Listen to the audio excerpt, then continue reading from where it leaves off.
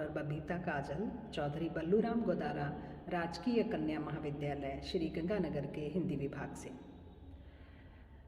स्वागत है आपका।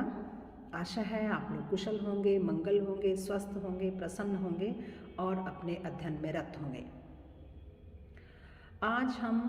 महाराजा गंगा सिंह विश्वविद्यालय के पाठ्यक्रम के अनुसार बीए सेकेंड ईयर के हिंदी साहित्य के प्रथम प्रश्न पत्र रीतिकालीन काव्य में जो हमारे पाठ्यक्रम के अनुसार अंतिम कवि है कवि रज्जब, उनके व्याख्याखंड पर चर्चा करेंगे, उनके व्याख्याखंड पर बात करेंगे। रज्जब कवि के बारे में परिचय, उनका जीवन परिचय इससे पूर्व हमने कक्षा में प्राप्त किया है। आप उसका लिंक देख सकते हैं, उसका वीडियो उपलब्ध है। आज हम उनके पद की व्याख्या करने वाले हैं और वह पद उनका कौन सा है, आइए देखते हैं। वह पद है, संतो मगन भया मन मेरा, अहनिशि सदा एक रस लागा, दिया दरी बेडेरा, कुल मर्याद मेंढ सब भागी, बैठा भाठी नेरा, जाति पाति कुछ समझो नाही, किसकू करे परेरा, रस की प्यास आस नहीं औरा, इही मन किया बसेरा, ल्याव ल्याव याही ले लागी, पीवें फूल घनेरा, सोरस मांग्या मिले न काहू, सिर साटे बहु तेरा, जन रज्जब तन मन दे लिया, होए धनी का चेरा। रज्जब कवि का जो यह पद है वह संत श्रेणी का पद है, क्योंकि रज्जब जो है एक संत कवि हैं और जब हम उनके इस पद को पढ़ते हैं तो कहीं ना कहीं हमें कबीर के काव्य की जो भावना है वो इसमें परिलक्षित नजर आती है।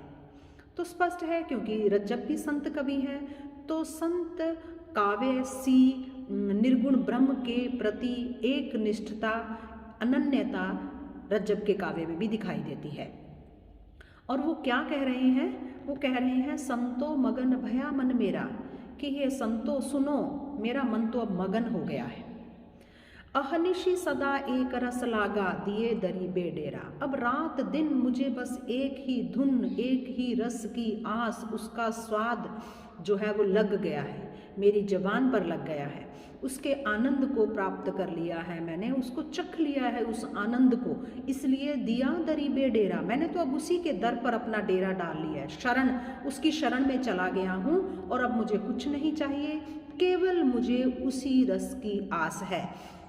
अहनिशि सदा एक रस लागा, अहनिशि मतलब दिन रात, दिन रात मुझे उसी एक रस की लगन लगी हुई है और इसीलिए दिया दरी पे डेरा, मैंने उसके दर पर अपना डेरा डाल लिया है।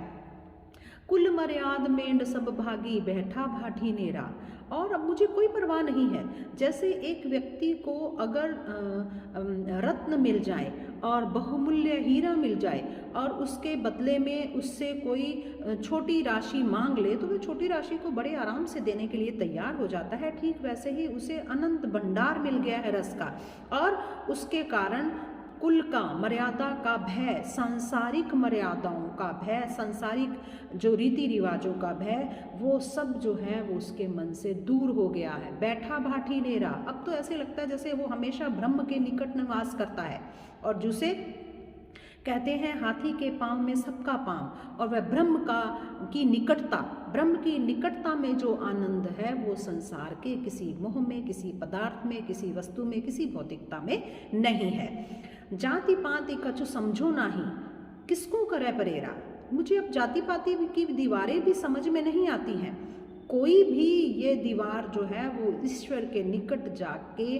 कोई मायने नहीं रखती है, कुछ अर्थ नहीं रखती है, किसको करे परेरा, किसका विश्वास करें। ये जाति पाति जो है ये सारी इस संसार में निर्मित, मनुष्य द्वारा निर्मित एक प्रपंच है, एक प्रवंचना है जिसे मनुष्य जीवन भर निभाने के लिए विवश होता है। जबकि जब हम वास्तव में ईश्वर को याद करते हैं, वास्तव में ईश्वर के निकट जाना चाहते हैं, तो ना वहाँ जाति पूछी जाती है, ना वहाँ पात पूछी जाती है, और इन चीज़ों के माध्यम से हम कभी भी ईश्वर की प्राप्ति, उस सच्चे ब्रह्म की प्राप्ति कभी भी नहीं कर सकते हैं। रस की प्यास आस नहीं ओरा, इह मन किया बसेरा है। इससे पहले की दो पंक्तियों मैंने स्पष्ट कर दिया, ना तो कुल, ना मर्यादा, ना ऊंच नीच, ना वर्ग, ऊंचा नीचा वर्ग, ना अमीर ना गरीब, ना जाति ऊंची जाति ना नीची जाति, ये सब चीज़ें अब मेरे लिए कोई मायने नहीं रखती हैं। मुझे तो अब निरंतर उस ईश्वर के निकट प्राप्त होने वाले आनंद की प्यास है, रस की प्यास है, आस नहीं हो रहा, और कोई आशा नहीं है दुनिया से, दुनिया के लोगों से, दुनिया के कुल से, मर्यादा से, परिवार से, रीति रिवाजों से मुझे और कोई आशा नहीं है। यही मन किया बसेरा, मेरे मन में एकमात्र जिस चीज़ ने बसेरा किया है वो मेरा है, वो ईश्वर की निकटता से प्राप्त होने वाला आनंद जो मेरे मन में हमेशा हमेशा के लिए बैठ चुका है। ल्याव ल्याव यही ले लागी, उस बूंद में, उस रस में इतना आनंद है कि मैं उसको छक कर पी लेना चाहता हूँ। और लाओ और पीवे फूल घनेरा, और उसको पूरी तरह से तृप्त होकर, घनी मात्रा में पूरी तरह से तृप्त होकर पीते रहना चाहता हूँ। मैं नहीं चाहता कि उसमें किसी प्रकार का विघ्न आए, और सांसारिक जो आकर्षण हैं, सांसारिक जो क्रियाकलाप हैं, वो उस रस में, उस आनंद में बाधक बनते हैं। इसलिए मैंने उन सबको छोड़ दिया। सो रस मांगिया मिले नहीं काहू,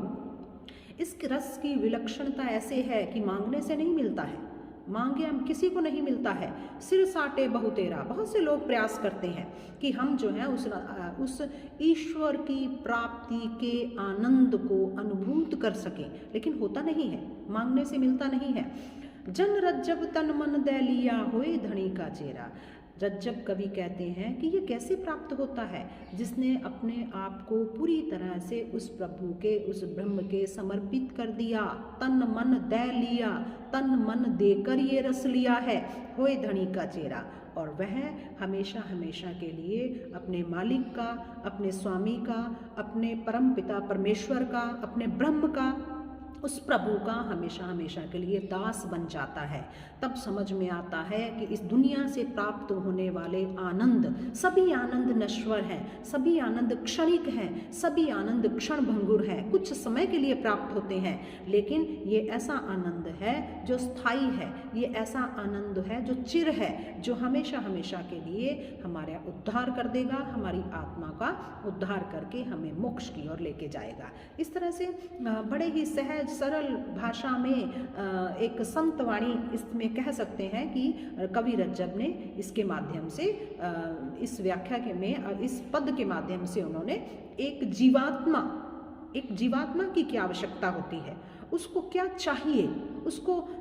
किस प्रकार से उसको सच्चे आनंद की तलाश है, और जब पूरी होती है तो उसकी क्या अनुभूति होती है, इसको उन्होंने रेखांकित किया है, इस पर उन्होंने बल दिया है। आज के लिए इतना ही, धन्यवाद।